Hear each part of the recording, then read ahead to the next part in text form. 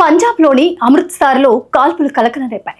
Golden టెంపుల్లో పంజాబ్ మాజీ deputy CM Sukhbir Singh బాదల్పై గుర్తు తెలియని వ్యక్తులు కాల్పులకు పాల్పడ్డాడు.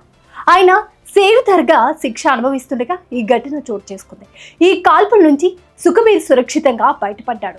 నిందితుడు నరేన్ సింగ్ చౌరాగా గుర్తించిన పోలీసులు అతడు గతంలో బాబర్ కలస్ అనే ఉగ్ర ముఠాలో పనిచేసినట్లు తెలుస్తుంది. దీనిపై మరింత సమాచారం మా ప్రతినిధి కృష్ణ అందిస్తారు. పంజాబ్లోని అమృత్సర్లో కాల్పుల కలకలం రేగింది. మాజీ డిప్యూటీ సీఎం శిరోమణి అకాలీదళ్ పార్టీ కీలక నేత అయినటువంటి సుఖ్బీర్ సింగ్ బాదల్పై దుండగుడు కాల్పులు జరిపాడు. అయితే ఈ కాల్పుల నుంచి అతడు సురక్షితంగా బయటపడ్డాడు. ఇక నిందితుడిని నరేన్ సింగ్గా పోలీసులు గుర్తించారు.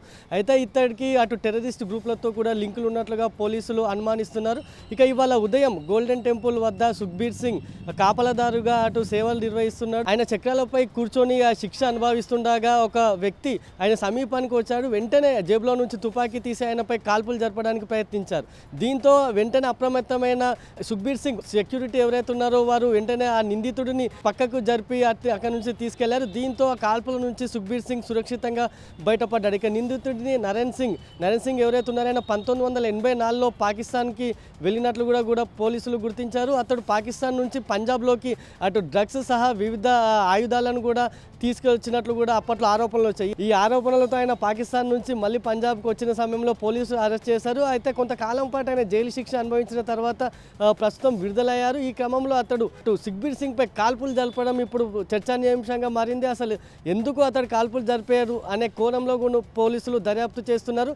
ఇతడు బబ్బర్ కల్సా అనే టెర్రరిస్ట్ గ్రూప్తో ఇతనికి లింకులు ఉన్నట్లు కూడా అటు అధికారులు గుర్తించారు. ఇక మరోవైపు సుఖ్బీర్ సింగ్ ప్రస్తుతం అటు సేవాదారుగా శిక్ష అనుభవిస్తున్నారని చెప్పొచ్చు.